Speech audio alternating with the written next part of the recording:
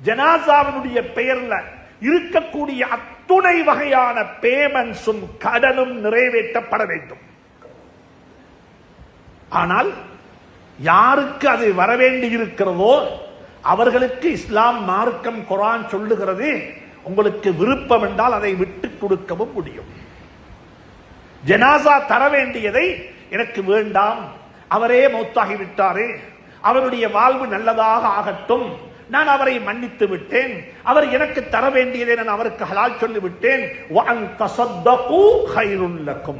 நீங்கள் அதை மன்னித்து அவருக்கு விட்டுக் கொடுத்து விட்டால் நீங்கள் செய்யக்கூடிய உயர்ந்த தர்மத்தில் அந்த தர்மம் இருக்கும் என்று சொல்லி குர்ஆன் மிக அழகாக குறித்து காட்டியிருக்கிறோம். ஆனால் நன்றாக புரிந்து கொள்ளுங்கள், ஜனாசாவுக்கு நீங்க கொடுக்க வேண்டிய கடன் இப்பொழுது கடன் அல்ல. இப்ப அது கடன் அல்ல, இப்ப அது அனந்தர சொத்தாக மாறிவிட்டது. நீங்க ஜனாசாவுக்கு கொடுக்க வேண்டிய 1 லட்சம் ரூபாய் அது கடன் அல்ல, அது லட்சம் அல்ல, இப்ப அது அனந்தர சொத்தாக மாறிவிட்டது. அது மையத்தை விட்டு விட்டு போன சொத்துக்கள்ல ஒரு பகுதியாக மாறிவிட்டது. இதை யாருக்கும் தெரியாமல் இருக்கலாம், யாரிடத்திலும் இதை நீங்க சொல்லாமல் இருக்கலாம், யாரிடத்திலும் கதைக்காமல் இருக்கலாம்.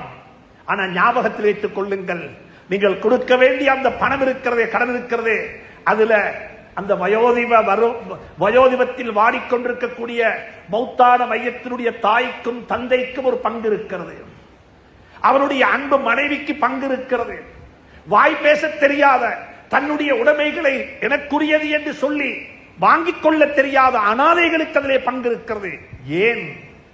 மௌத்தான மையத்தினுடைய மனைவி கற்பனையாக இருந்தால் கருவிலே வாழ்ந்து கொண்டிருக்கக்கூடிய, கருவிலே உருவாகி கொண்டிருக்கக்கூடிய அந்த சிசுவுக்கும் பங்கு இருக்கிறது என்பதை மறந்து விடாதீர்கள்.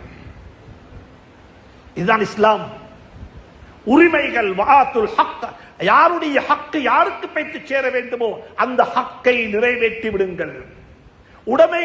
உடன்படிக்கைகளை நிறைவேற்றுங்கள். யாருக்கு கொடுக்க வேண்டும் அதை கொடுத்து விடுங்கள்.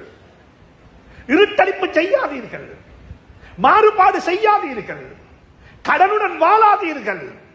மௌத்தை நம்பி வாழ்றோமா? எனக்கு கடன் இல்ல, இருந்தாலும் கூட அதை நான் எழுதி வைத்திருக்கின்றேன், முறையாக நிர்வாகம் செய்திருக்கின்றேன். அன்புக்குரிய நண்பர்களே, சகோதரர்களே, அந்த கடன் நிறைவேற்றப்பட வேண்டும். அல்லாஹ் சுப்ஹானஹு தஆலா இதை பற்றி விரிவாக பேசியிருக்கின்றான். மின் பஅதி வஸிய்யத்தின் யூஸா பிஹா அவ் தைன். தைன் கடன், கடன், கடன் என்று சொல்லி திருப்பி திருப்பி அல்லாஹ் சொல்லுகிறான். ஹஜ்ஜுடைய மாசம் வருகிறது. ரமதானுடைய காலத்தில் பல 100 பேர் உம்ராவுக்கு போனார்கள். நான் அனைவருக்கும் சொல்லுகின்றேன், கடன் வாங்கிக் கொண்டு உம்ராவுக்கு போ என்று சொல்லியோ, கடன் வாங்கிக் கொண்டு ஹஜ்ஜுக்கு போ என்று சொல்லியோ என்னுடைய இஸ்லாம் எங்களுக்கு அதை கடமையாக்கவில்லை, எங்களை வற்புறுத்தவும் இல்லை, எங்களுக்கு சொல்லவும் இல்லை. அப்படி கடனாளியாக இருந்து கொண்டு அல்லாஹ்வுடைய வீட்டுக்கு போய் நீங்கள் என்னுடைய வீட்டை வலம் வாருங்கள் என்று சொல்லி அல்லாஹ் சொல்லவில்லை. இன்னைக்கு நடைமுறை என்ன தெரியுமா? கடன் வாங்கினவன் எல்லாம் அல்லாஹ்வுடைய வீட்டை போய் சுத்துகிறார்கள். கடன் கொடுத்தவன் எல்லாம் அவருடைய கடனை வசூலிப்பதற்காக வேண்டி அவருடைய கடையை வலம் வந்து கொண்டிருக்கிறார்கள். அந்த ஒரு கேவலமான நிலை. இது ஹஜ்ஜை நாங்கள் மாசுபடுத்துகின்றோம், உம்ராவை நாங்கள் கேவலப்படுத்துகின்றோம். அப்படி ஒரு உம்ரா அல்லாஹ்வுக்கு தேவையில்லை. அப்படிப்பட்ட உம்ராக்களை விட்டு அல்லாஹ் தேவையற்றவனாக இருக்கின்றான். கடன் நிறைவேற்றப்பட வேண்டும். நீங்கள் ஷஹீதாக இருந்தாலும் சரி, போர் முனையில் போய் உயிரை பணயம் வைத்துக் கொண்டு தீனுக்காக வேண்டி பாடுபடக்கூடிய ஒரு தியாகியாக இருந்தாலும் சரி, அந்த நிலையில் உங்களுக்கு மௌத்து வந்தாலும் உங்களுடைய உயிர் மேல போக மாட்டாது, அது இடையில தரித்து நிற்கும். எதுவரைக்கும் என்றால் உங்களுடைய கடன் நிறைவேற்றப்படுகின்ற வரைக்கும். இன்னும் ஒன்றையும் விலகிக் கொள்வோம். ஜனாசாக்களை கொண்டு வந்து வைத்து, என்னுடைய ஜனாசாவாக இருக்கலாம், உங்களுடைய ஜனாசாவாக இருக்கலாம், எங்களுடைய ஜனாசாக்களை பள்ளி வாசல்ல வைத்துக் கொண்டு எங்களுடைய குழந்தைகளுக்கோ என்னுடைய குடும்பத்தினருக்கோ பெருமை பேசுவதற்கு அவகாசம் கொடுக்காதீர்கள்.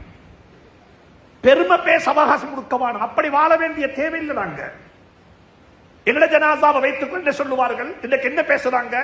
வாப்பட ஜனாசாவை வைத்துக் கொண்டு குழந்தைகள் சொல்றாங்க, எங்கட வாப்ப யாருக்காவது ஏதாவது தர வேண்டி இருந்தா எங்கள்கிட்ட வாங்க, நாங்க தாரோம் என்றாங்க.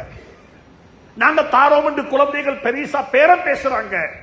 நான் சொல்றேன், என்ன தெரியுமா சொல்ல வேண்டும்? பிள்ளைகள் வந்து எங்கட வாப்பட ஜனாசாவை முன்னுக்கு வச்சு கொண்டு சொல்ல வேண்டிய செய்தி என்ன தெரியுமா? எங்கட வாப்ப யாருக்குமே தாரத்து கொண்டுமே கிடையாது. எங்கட வாப்ப இந்த நாட்டில் இந்த பூமிக்கு மேல கடன் இல்லாம வாழ்ந்தவரே. அவர் அப்படித்தான் எங்களுக்கு சொல்லி இருக்கிறாரு. நான் கொடுக்கிறதுக்கு யாருக்கும் எதுவுமே கொடுக்கிறதுக்கு இல்ல.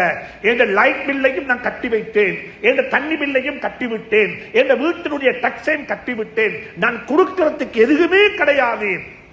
எனக்கு கொஞ்சம் பேர் தர இருக்கிறாங்க.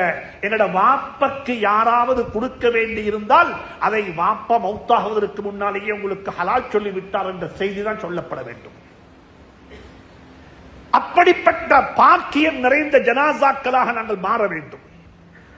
எங்களோட ஜனாசாக்களை வைத்துக் கொண்டே கடனாளியாக இருந்தால் இறைச்சி கடைக்கு கடன், ஹார்ட்வேருக்கு கடன், லைட் பில் கட்டி இல்ல, தண்ணி பில் கட்டி இல்ல, அந்த பில் அரியஸ், இப்படிப்பட்ட ஒரு நிலையில மௌத்து வரவரை விட்டு அல்லாஹ் பாதுகாப்பானாக.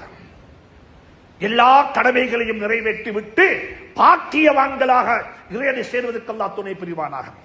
இன்னும்